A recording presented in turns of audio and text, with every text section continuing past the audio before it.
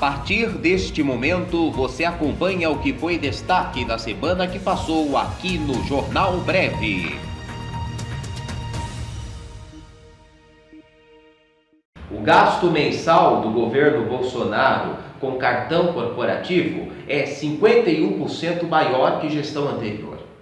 Durante o governo do presidente Jair Bolsonaro, o gasto médio do cartão corporativo foi de 672 mil por mês, alta de 515 em relação ao governo de Michel Temer. Mesmo durante a pandemia do coronavírus, o gasto continuou alto. As informações foram reveladas pela Folha de São Paulo com base em dados do Portal da Transparência. Durante o ano da pandemia, Bolsonaro gastou mais que em 2019. No ano passado, foram 7,6 milhões em despesas até novembro.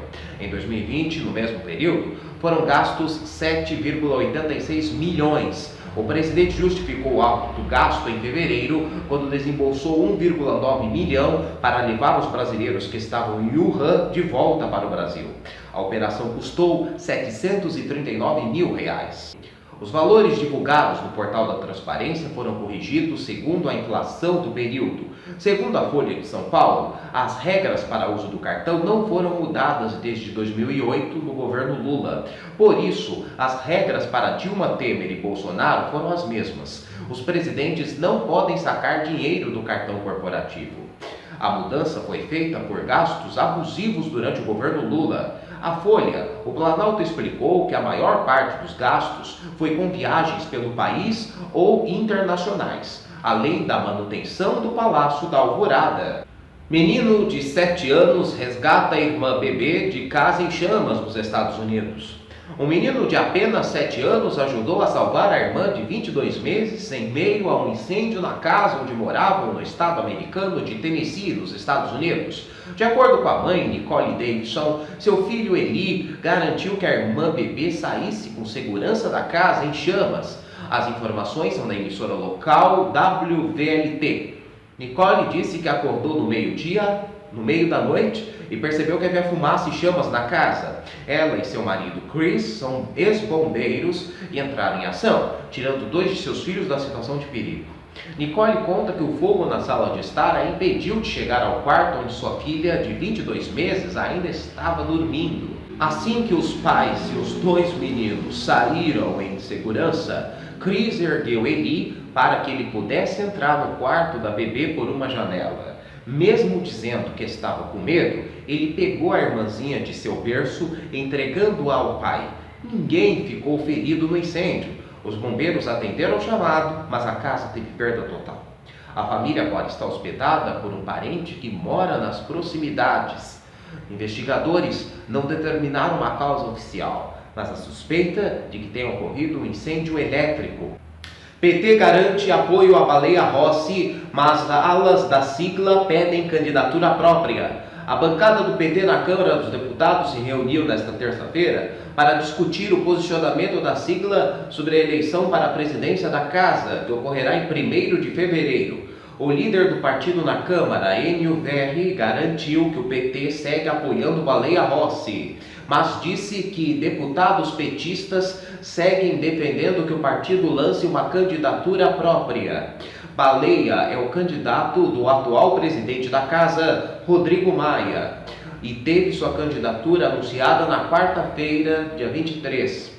Depois de críticas pela demora na divulgação do apoio ao possível sucessor, Maia reuniu uma base de oposição com 11 partidos para garantir a eleição do MDBista, que concorrerá com Arthur Lira, candidato do governo. Lira soma 205 votos garantidos. A solidez do apoio do PT é incerta pelo fato de que setores do partido têm resistência à Baleia Rossi por sua proximidade com o ex-presidente Michel Temer, que assumiu o Planalto após o impeachment de Dilma Rousseff.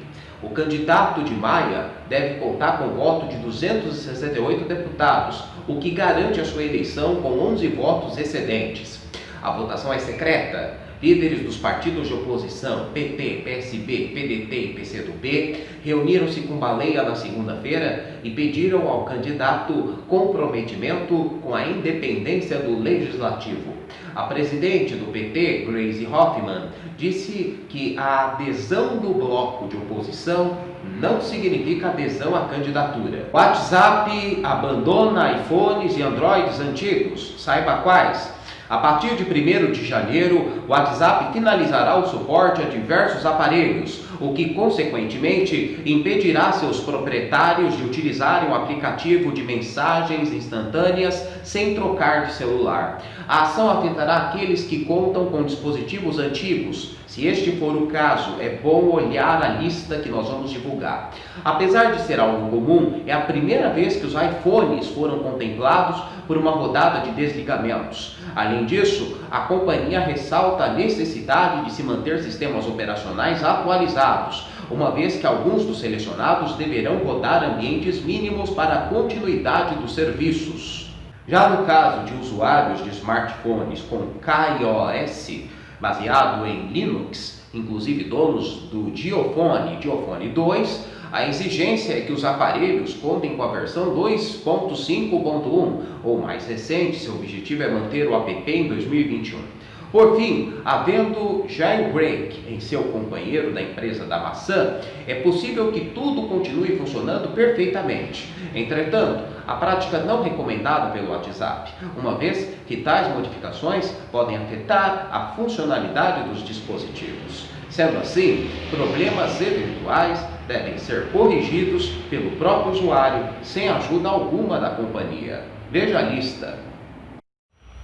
Sem o WhatsApp, independentemente do sistema: iPhone, iPhone 3G, iPhone 3GS, iPhone 4, LG Optimus Black e modelos anteriores, Motorola Droid RAZR, Samsung Galaxy S2, HTC Desire.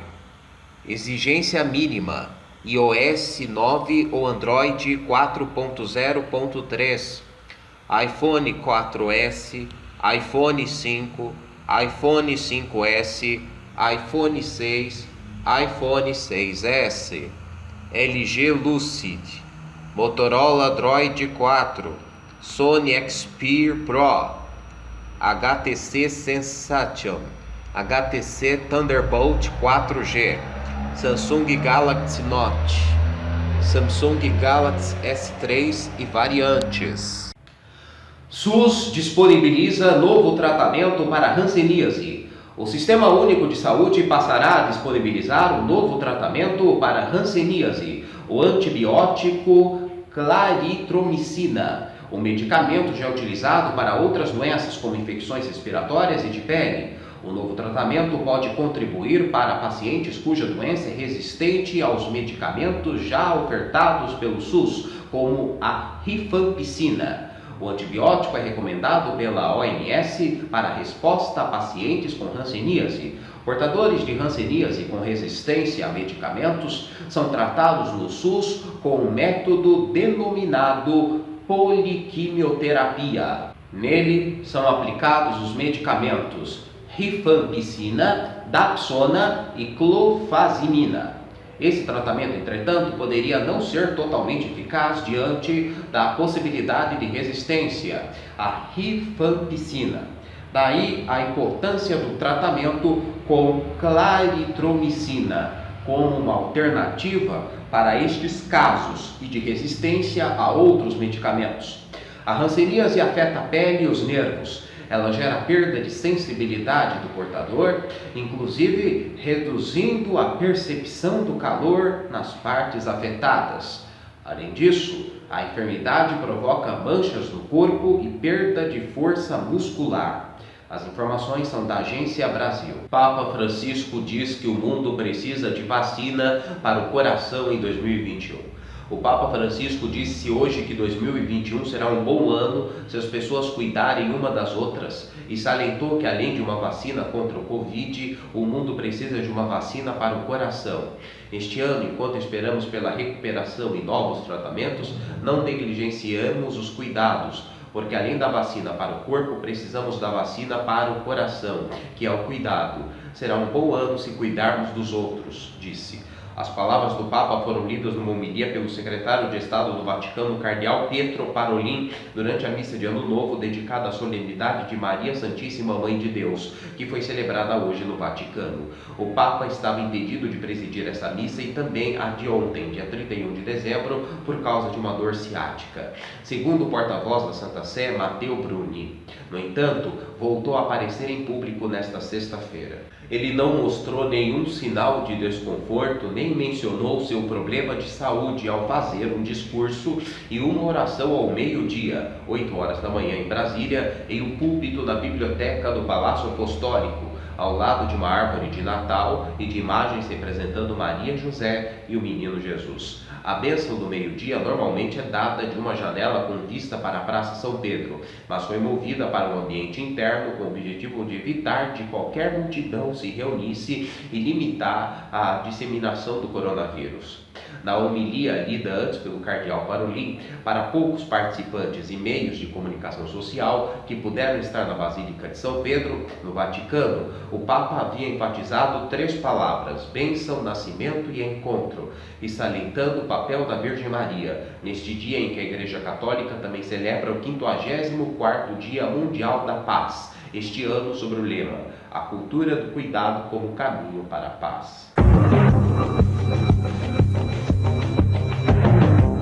Instituto Butantan recebe 6º lote da vacina Coronavac com mais de 1,6 milhões de doses. O estado de São Paulo recebeu nesta quarta-feira mais 1,6 milhões de doses prontas da Coronavac, vacina contra o coronavírus, produzida pelo laboratório chinês Sinovac em parceria com o Instituto Butantan.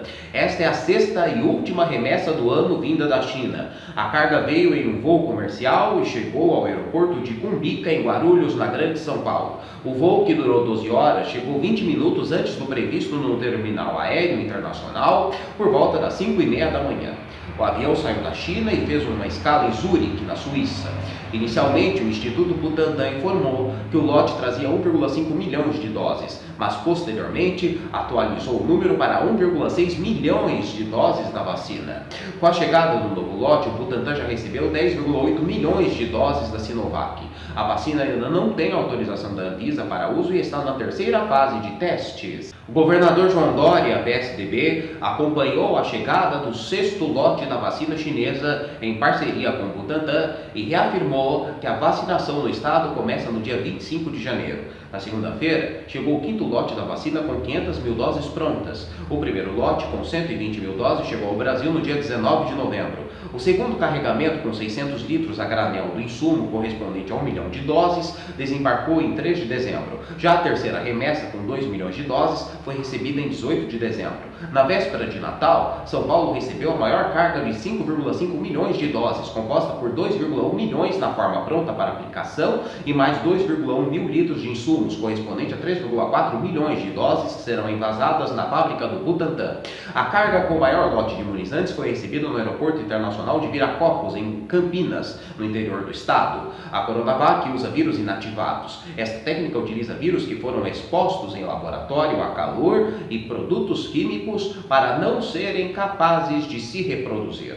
O laboratório detecta primeiros casos da nova variante do coronavírus em São Paulo.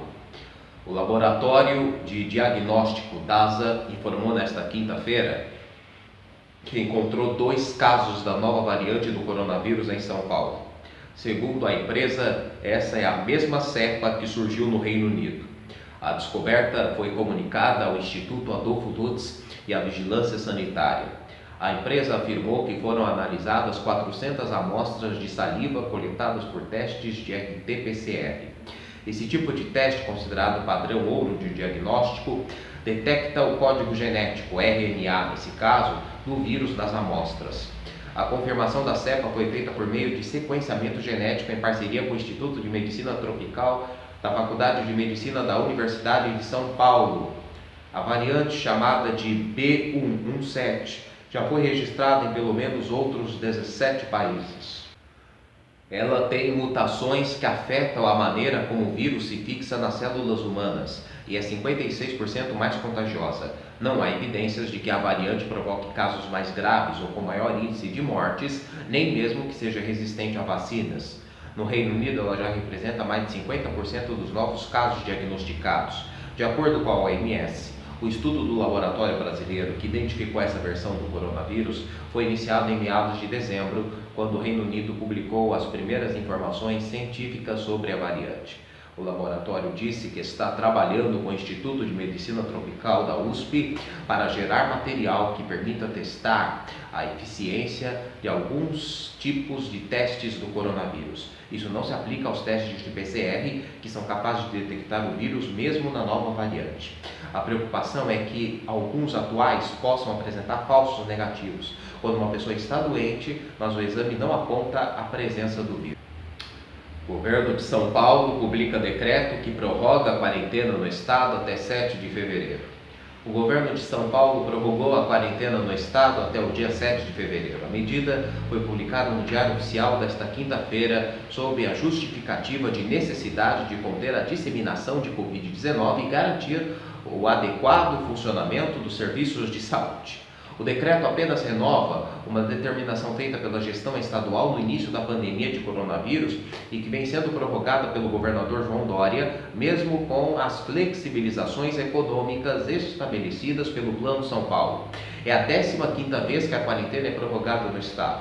O decreto anterior estende a medida até o dia 16 de dezembro. O estado de São Paulo registrou 57% mais mortes por coronavírus em dezembro em comparação ao mês de novembro. Em 12 dias, Israel vacina 1 milhão de habitantes contra o coronavírus. Nesta sexta-feira, Israel atingiu a marca de 1 milhão de cidadãos vacinados contra o coronavírus. Até o momento, a preferência foi dada a idosos e profissionais de saúde que já receberam a primeira dose do imunizante da Pfizer Biotech. O primeiro-ministro israelense Benjamin Netanyahu comemorou a marca e disse que o país está avançando em uma velocidade tremenda. Bibi, como é conhecido, também já recebeu a primeira dose. A população de Israel é de 9,25 milhões de pessoas. Com a marca de 1 milhão de vacinas, Israel já conseguiu aplicar a primeira dose em 11% da população. Entre os que têm 60 anos ou mais, o índice chega a 42%. Nesta sexta-feira, Bibi e o ministro da Saúde do país, Yudi Edelstein, afirmam que é importante que a população árabe que vive no país também seja vacinada. É importante para mim que o público árabe em Israel também seja vacinado rapidamente, disse Netanyahu. É importante porque salva vidas. O ministro da Saúde negou que haja diferença entre os cidadãos na hora de vacinar. Não tem diferença se a pessoa vacinada é um judeu ultra-ortodoxo ou um judeu secular, nem se é um árabe ou um druso. Se não conseguimos chegar a altos números de vacinação em todas as sociedades, não seremos capazes de retomar o comércio, o esporte ou as rezas, afirmou Edelstein. Na última quinta-feira, 150 mil pessoas foram vacinadas. Até o momento, Israel é o país com o maior número de aplicação de vacinas per capita. A imunização só se torna eficiente depois da aplicação da segunda dose, ou seja, cerca de 5 semanas depois da primeira dose. Dessa forma, os vacinados só devem estar imunes em fevereiro. Você acompanhou o que foi destaque da semana que passou aqui no Jornal Breve.